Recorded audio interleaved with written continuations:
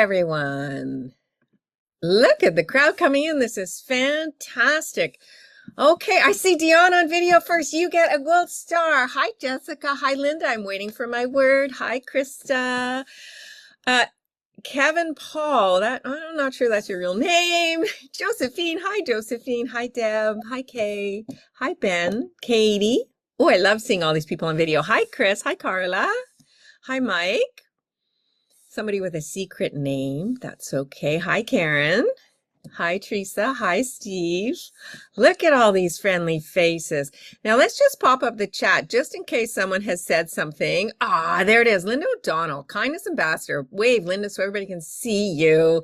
For those of you new to the community, kindness is our thing. If you don't know who I am, I'm Kristina Stanley. I'm the CEO of Fictionary. I think we have a lot of first-time people here. So I'd love to see if you could...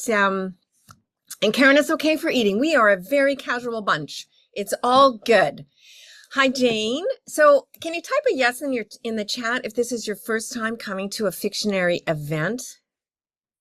Ooh, Plymouth, nice. Todd, yes. Beverly, yes. Welcome. Jen, Ben, Katie. Okay, Tracy. Oh, look at all these new people with a smile too. Pollyanna, Josephine, Wendy, Catherine, Teresa.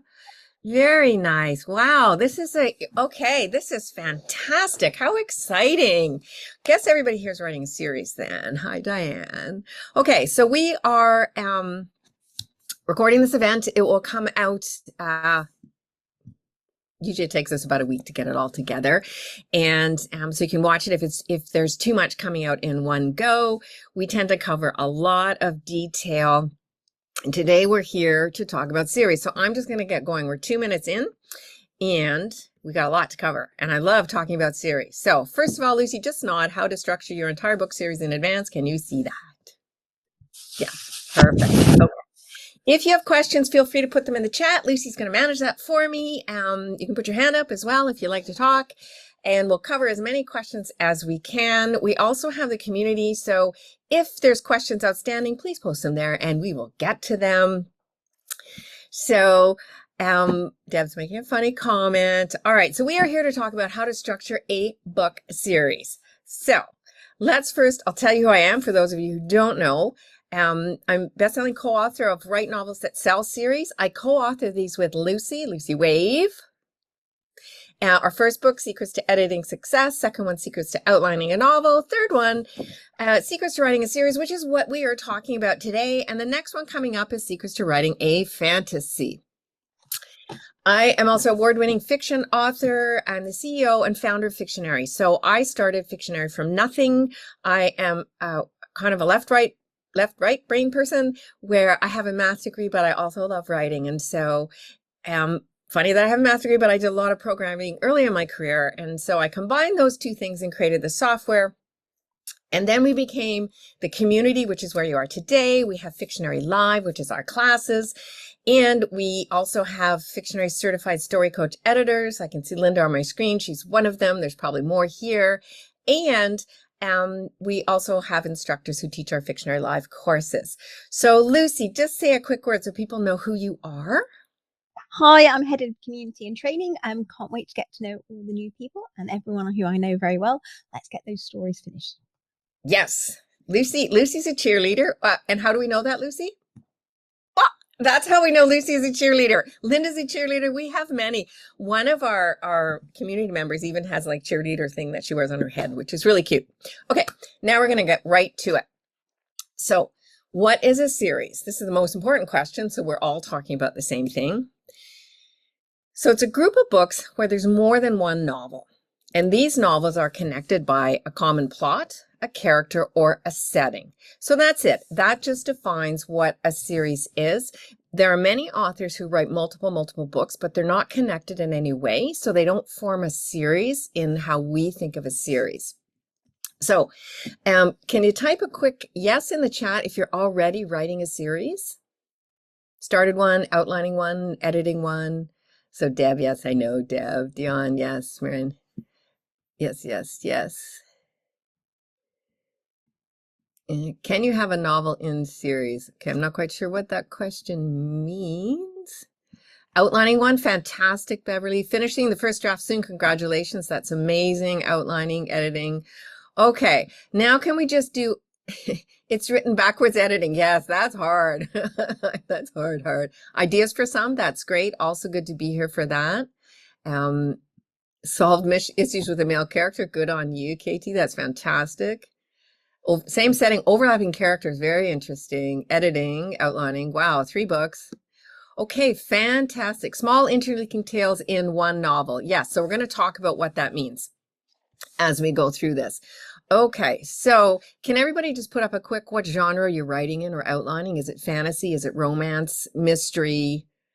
I have a view of what I think the most popular. Okay, historical fiction, sci-fi, fantasy, urban fantasy, romance, thriller. Holy moly, you people type so fast. Children's middle grade adventure, romantic dystopia, historical fiction. Okay, good. We got a good historical fiction example today. We have dystopian example, cozy crime. I love that. Religious fiction, fantasy. Fantastic. So you can see these are very typical genres where people like to write mysteries, and people also, series, and people also love to read them. We like series as a reader because we get so engaged with a setting or a character that we don't want to leave it. We just want it to be part of our lives. And it always makes me sad when you're in that last book of a really good series, which means it's good. All right, so what we're going to cover today, we're going to cover 5 of the top 10 artistic decisions. I'm going to tell you what all 10 are, but we're going to go into a little bit more detail with 5. And what these decisions are going to help you do is set up your series so it's structurally sound. It's going to give you a way to know that you have enough of an idea to hold and do a series, and it's going to help you at no matter what phase you're in, because you'll make decisions even if you've already written and editing it. If you look at your existing manuscripts now, you can see that it fits all these criteria, and it's going to help you when you're editing.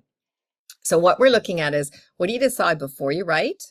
And here, we're going to go right to the first decision. So before you write, you should know whether you're writing a closed series or an open series. And this is a critical decision. And I'm going to go through the difference between the two, and then I'm going to ask you who's writing a closed and who's writing an open. And without this, it's really hard to structure your series ahead of time so that you know where the beginning, the middle, and the end is.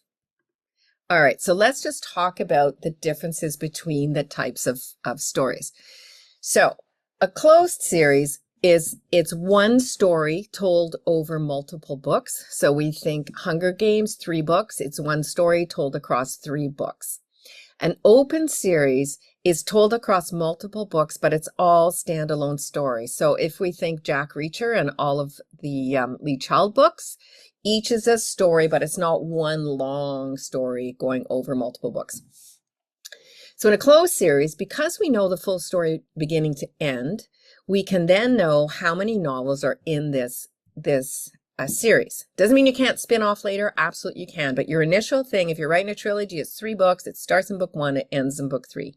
In an open series, it can go on forever, like Stephanie Plum, who is, 30 books of her mystery novels where she solves a crime every single book. In a closed series, it's a story. It's one continuous story. In an open, it's multiple single stories, but something unites those stories, like a character or a setting. The story arc for a closed series, and I'm going to go into a little bit what the story arc means, but the story arc has a distinct story arc that spans the whole series. So there's going to be an inciting incident at the beginning of the series and a climax at the end that applies to that one long story.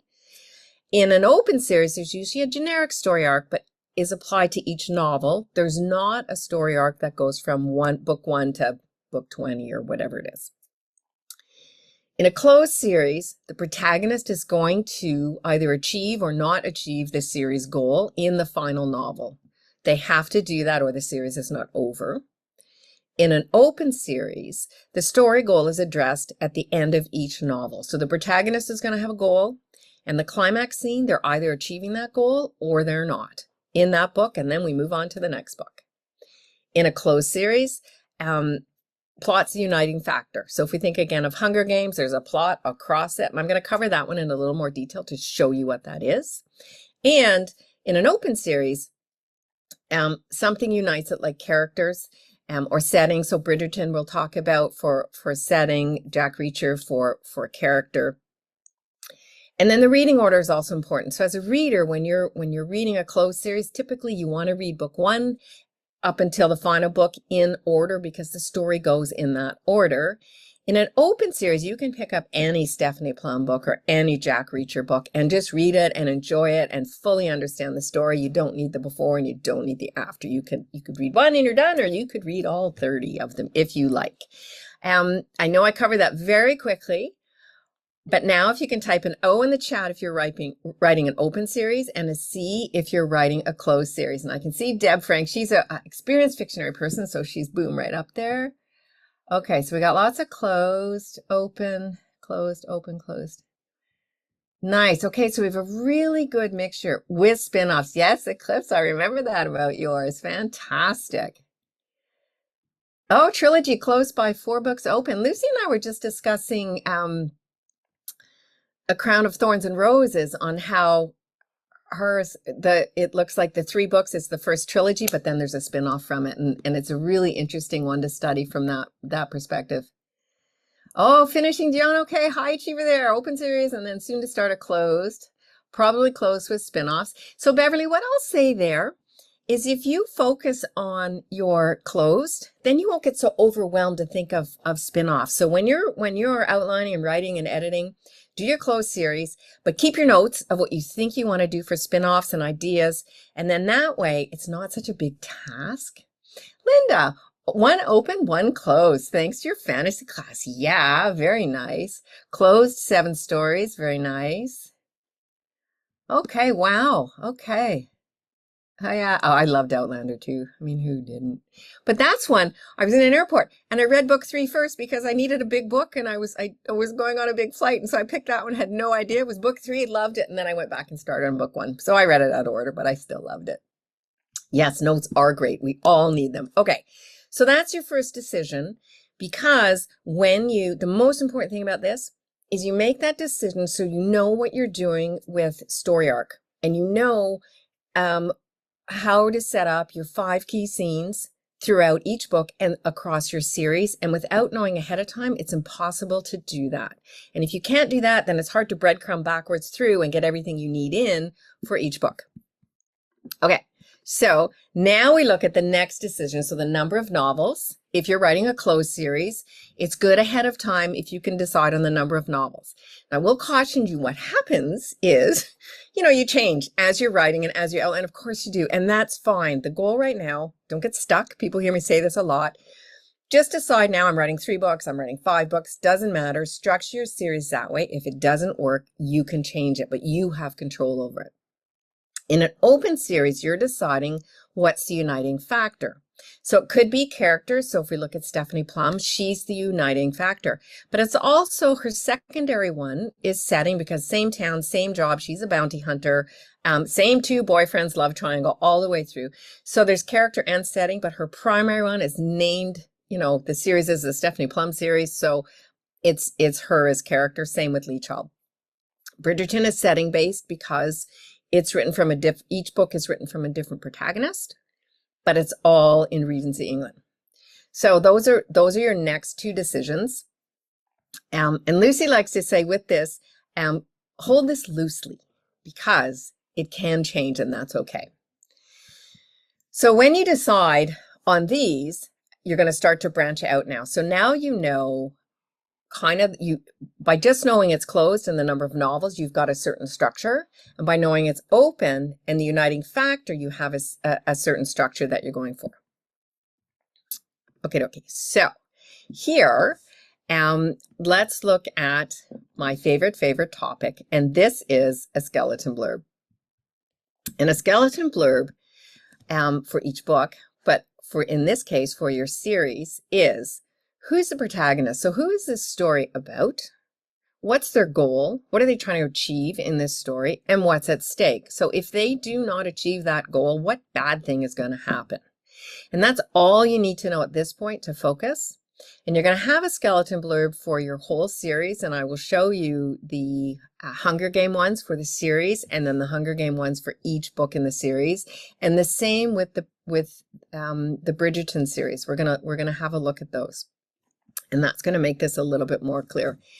And what this does, one, it keeps you focused as you edit, but also as you outline, you know what your story, what you're trying to achieve in your story.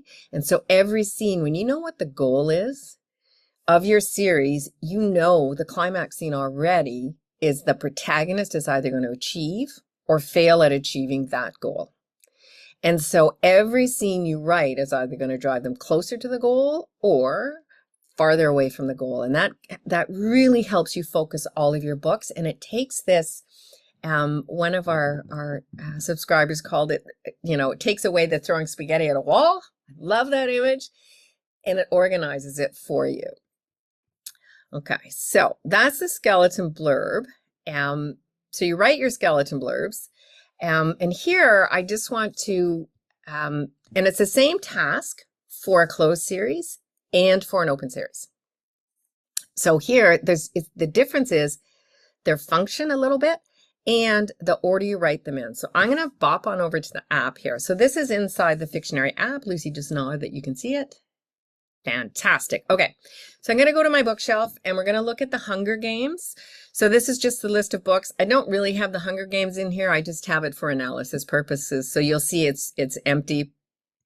But if we look at the story blurb for the Hunger Games, then there's a series story blurb. So when you're doing a closed series, you write the series blurb first. So you know what the overall series is about. So Katniss Everdeen, she's the protagonist, and here's her goal, must become the leader of the rebellion and overturn the Capitol. That's her goal.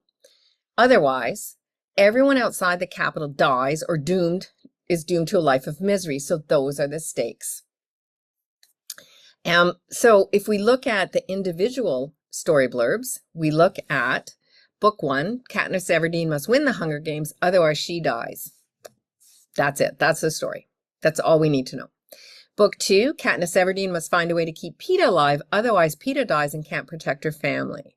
So what I want you to notice here is the stakes just went up. Only her, more than her. In book 3, Katniss Everdeen must become the leader of a rebellion and overturn the Capitol. Otherwise, everyone outside the Capitol dies or is doomed to a life of misery.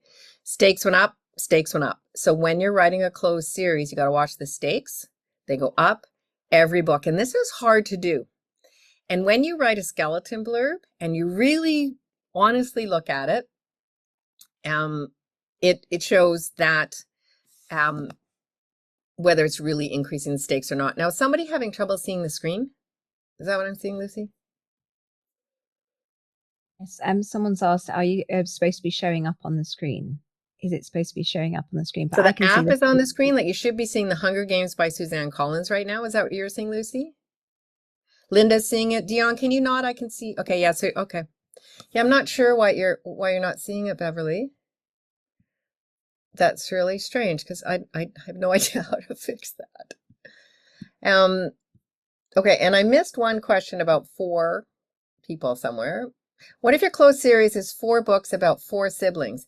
So that depends, Kay. If it's one story, then it's closed because the story starts at the beginning and each sibling is going to take the story forward to something new. If it's like the Bridgerton, which is about 8 siblings, that's open because each book is a different story. It's a unique story on its own. It doesn't link from one to the other. And it's open because she could then decide, my series is so loved, I'm going to keep going. Now it's going to be a cousin or an aunt or an uncle or whatever. It doesn't matter. But she could easily take that and write more romances just with an extended family. And that's what makes it open. So you have to decide, is each story an individual story or is it going, is it one big story? So that is the Hunger Games. So now if we go and look at Bridgerton, so you do this backwards. So when you're doing your skeleton blurb, we look at individual story blurbs first. And so book 1, The Duke and I, Daphne must show Simon he's worthy of a full family life. Otherwise, she won't find true love with Simon. And so she's the protagonist. Her goal is a family life with Simon, and her stakes are she won't get that. The Viscount Who Loved Me, Anthony must overcome his fear of early death. Otherwise, he won't find his true love with Kate.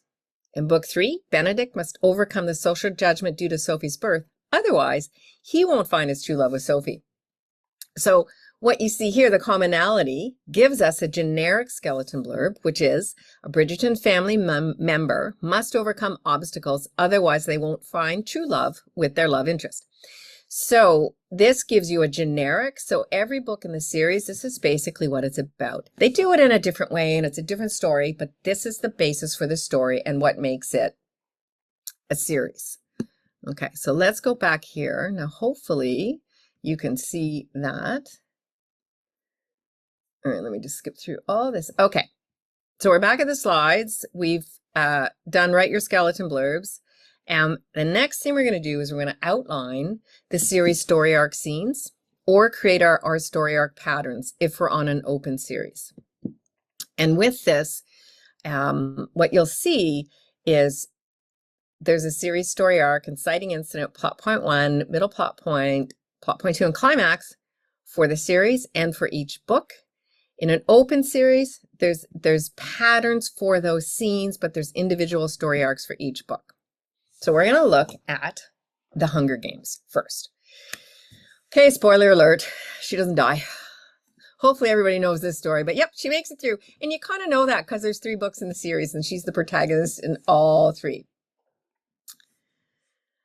Yeah, so April, there are individual stories and I'll show you that with The Hunger Games on the next slide. And there's an arc over the series. And that is basically what we're doing, is defining the closed series. So the inciting incident, all that is there's a shakeup to the protagonist's world. If you don't have one, then the protagonist's ordinary world never changes. There's no story. So you must have one. And in this case, Katniss volunteers to save Prim near the opening, chapter 1. I think it's the end of chapter 1. She volunteers for the Hunger Games. So basically, she's volunteering for death to save her sister. That's a pretty big shakeup. Plot point 1 is just when they accept the story goal. So she enters the arena and she enters prepared to fight. And that's her moving forward with the story goal. If the protagonist does not accept the story goal, there is no story. And that just, they're back in their ordinary world. They must accept the story goal. At 50% is where the protagonist turns from reactive to proactive. And just to be clear, between plot point 1 and the middle, they're still active and doing stuff, but what's happening is something happens, they react. Something happens, they react. If it keeps going on like this, the story will never end. They need to take control at some point, and that's usually around the middle. Plot point 2 is when the protagonist they're at their lowest point in the story, and they get their final piece of information. And in this case, with Katniss, Cato murders Rue. And she's made an ally. She gets proactive, being an ally with Rue, and then Rue dies. And that's her lowest moment. But she also kills in return. And that is what she learns, that she can actually kill somebody. Up to this point, she's resisted and she's just trying to work around it. Now she knows she can do it, and she needs that in the climax because she's going to have to do it in the climax. And in the climax, she addresses the story goal that she succeeds. So that's book 1. That's a story arc for 1 book. And without a climax, so if the reader does not know whether the protagonist achieved the story goal or not, the story's not over. So you must have a climax related to the goal. So now we look at the series for Hunger Games. So this is where it gets really fun. In the series, we look at the inciting incident is the same for book 1 and the series. So it's Katniss volunteering. This kicks off the whole thing. She volunteers for the Hunger Games. In book 1, plot point 1, in book 1, the series plot point 1 in book 1 is she decides to eat the berries. And her and Peeta decide together they're going to die. And that is her accepting the series goal of having of being the leader of the rebellion and taking down the Capitol. She doesn't know it at this point, and that's okay, but the author did. So here she's on live TV. She started the rebellion. She doesn't even know it, but there it is. In the middle, in book 2, the middle plot point is in the same scene, but it's 2 events. For the series, she starts to believe she can lead the rebellion because of the various things happening around her. In the middle of book 2, she gets proactive because she realizes that this arena they're in is shaped like a clock, and bad thing happens at 1 o'clock, at 2 o'clock, at 3 o'clock, and she can outrun and plan. And so she gets proactive on how to survive. The series plot point 2, where she's at her lowest, Pete is taken, District 12 is destroyed. And so it's near the end of book 2. Doesn't have to be there. It can also be the same plot point, depending on the series. It could be out here. It's really, for you, it can be anywhere from here forward. And then in Mockingjay, the climax for the series, she kills President Coin. It's the climax for book 3 as well. It's the same thing. And so you can see on the top, there's a closed series story arc. These are the plot points. And then there's a full series story arc, or sorry, a full story arc for each of these books. Okay. So there's a question, as an new member to Fictionary, sorry, I got something blocking it. Can I check, is the skeleton blurb for Hunger Games something that you've created for this session, or are they available for reference generally on Fictionary? We created them for this session. They're in our book, and we use them in a lot of courses. We use a lot of commercially successful books as examples so that we can show you really what's working structurally. Okay, so now we look at an open series, and here we're looking for patterns. And here in each book, this is the story arc. And so the love interest meets at a ball in every book. That's where they meet. And it's different in every book and really fun to read. And when you read the books, just up to that for each book, you'll see how the author was able to create those differently, but the same. And so the reader's totally satisfied because the experience is different, but it's coming into they meet at the ball. Plot point 1, there's a trope accepted. So enemies to lover, whatever it is. So there's always a trope accepted. In the middle plot point, the Bridgerton protagonist saves their love interest in some way. And again, it's always different, but they save them. And then between 70 and 80%, they split up because of a misunderstanding. And then between 85 and 95, they get together. So it's a really interesting series to look at to see everything come together. So those are the open series.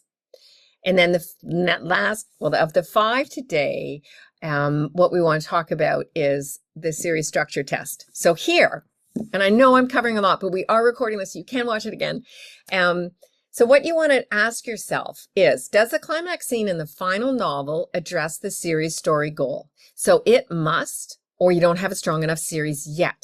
And it's good to figure this out ahead of time. If you know the series goal, then are they going to achieve it or not? Tragedy. Either way, up to you. It's fine. Are the stakes higher in each consecutive novel? Critical to drive readers through. And does each novel have a different climax scene? And so it's very easy, especially if you're writing in genre fiction, to have the climax scene be identical. Dragons fighting, swords going, whatever it is. And so here you want to make sure that the climax addresses that book's story goal, but also is different from the other books in the series. And then on the open series we have, is there a setting or character that unites all novels? So Bridgerton, it's the siblings and the setting, right? Jack Reacher is Jack Reacher. So you need to look at yours and see what is it in your open series that is holding these together. Is each novel a standalone story? So can I go in the airport and pick it up and be totally happy and not have to go back and buy book 1? Then it's a standalone story. So you can just think of me in an airport really needing something to read. And does each novel have different story arc scenes? So you want to look at your inciting incident. Bridgerton's an awesome example if you want to study how to do an inciting incident that happens at a ball, but is completely different. So it's lovely to look at. After that, we come to the end. And in our Fictionary Live, we cover these in detail. But for today, really then as a series, you need to look up at the setup and the resolution. of each book because it's different. So in a series, the opening world is different every book. That character has changed something in from book 1 to book 2, book 2 to book 3. Even in a series like Jack Reacher, his new ordinary world is usually his new location. In the Stephanie Plumwell, she is a bounty hunter. She's learnt stuff from whatever crime she solved in the first one to the next one. So there's a new ordinary world. You need to deal with it. Resolution, you got to figure out how to end the book with a hook to go to the next book, but not such a big hook the reader's disappointed. You need a protagonist strategy, which is a whole huge topic on its own. A point of view strategy, so who's telling each scene. A narrative strategy and a tense strategy. So are you writing past, present, and are you writing, I said, she said, that kind of thing. So that is that. Super quick, but you kind of get the gist of these are all the 10 things you need to look at when you're structuring your series. If you're really interested in this, Fictionary Live, we teach live courses, unrecorded, where we all work on our books together. We do it throughout the year. The 6 weeks to structure your entire book series is coming up on August 28th. Lisa Taylor is the instructor, and she's a very experienced editor on editing series. And we go through each week, each step, basically what we've done here, we go through it. And so if you have a Storyteller Premium subscription, it's included with that. So you just get it with it. If you don't know about Fictionary Live, we have a bunch of different courses. So we have Write Sensational Scenes, Novel Editing Part 1 and Part 2, Sparks to Soulmates. Okay, that's about romance. We're going to do a Outline Your Novel for NaNoWriMo starting September 24th. And October 9th, we'll have a Forge Your Fantasy. We're in the middle of one now, and then it starts again. We repeat the courses. You can attend as many times as you like.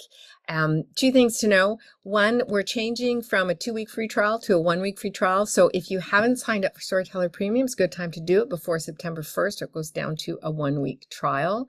And the other thing Lucy wanted to mention was we've got an insider's view of story editing in the community right now up for free. Lucy, do you want to just put a link there and the coupon if you want to have a look at that and learn how to be a story editor. Okay, I'm going to stop sharing there. That was a lot for one quick thing. And then I'm not sure if I missed any questions, but if anybody has any, I'm happy to answer them. Okay, Carla says, question for both types of series. Can a series use a different genre for each installment? Well, that's a very good question. I can't actually think of an example on that one. What I will say about it, I mean, you can do anything you want. You're the artist, absolutely. And sometimes when people push the boundaries, they start a new genre or a new way of writing. So don't want to discourage it. The risk with it is if you're writing a fantasy series, for example, fantasy readers are reading it, and they might not want to read a mystery or a romance. So you need to be very clear to the readers that that's what you're doing, so they don't feel let down when they pick up your next book, think it's a fantasy, and it's not a fantasy.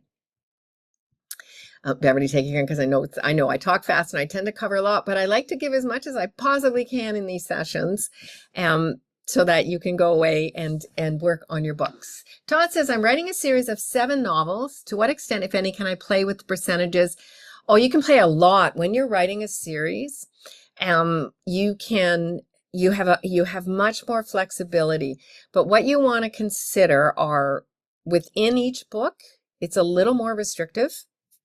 If you go too long without an inciting incident, the reader gets bored. They're not interested. You got to get it in there within the first 10-15%, or they think there's nothing happening in this book. Why am I reading it? So all of those plot points have to come soon enough. The way to spread them out differently is if you have subplots that are tense enough, have their own story arc scenes that are filling in between. And when you're doing a long series, by the end, you have to determine, and this is the hard part, at the end, people are probably done. They've got the climax scene. Do they want to read more? If it's really the end of the series, your resolution might be quite short and your climax very near the end. And quite often that happens in romance series because it's done. And we've got to the heavy after and people aren't interested. So you have to decide from there. But You certainly have a lot of flexibility with the story arc scenes over mega structuralist. Don't worry. Okay, good. Excellent. Okay, excellent. Oh, what is the link to your subscription site? That's a very good question. Lucy, can you just stick up Fictionary.co on there? Thomas, series goal is pushed by support characters, but the protagonist has his own goals in each book that is advanced as well. The protagonist advances both goals. Okay, so the trick here, Thomas, that's great. Lots of times there's supporting characters, and particularly in genres with big casts, like fantasy again, where you could have a whole group of people. What's critical in the scenes where the other characters are pushing things, the question to ask yourself is, does that help your protagonist get closer to their story goal, or does it drive them farther away? And if it's neither, then ask yourself, why is that scene in the book? If it's not, because the whole book is about reaching that goal, that is the story. And so when there's other scenes not related to that, you have to think about why is it in the book and figure out what is that. And even if it's a subplot, it still is, the subplots are there to help or hinder the protagonist. That's their reason for existing. It adds depth to the story. It widens the genre. There's lots of things, but what a subplot must do is build that first plot, which means help hinder the protagonist. Hopefully that helped. Okay, got it. Thanks. You're welcome. Alrighty, okay, we are 6 minutes over. Well, one more. Jane says, in Robert Gabriel's Strike series, the development of the relationship between Strike and Robin moves through the series, but the stories are standalone. Is this closed or open? So that series, I think, is a mystery series, right? And it's open, but there's a lots of open series have an underlying story, like a love interest is quite common through the book. So it's open because that can just keep on going with individual books, but there's a thread that keeps you interested. And quite often it's family, or it's a love interest, or some other thing, a character's career or whatever. Alrighty. Whew. Thank you, everybody. That was fantastic. Love it that there were so many people here and so many new people. Really, really great. And I look forward to seeing everybody around the community. And thank you to everyone who's just joined our community. Please do rely on everybody else here to ask questions and help you with your stories and move your work forward.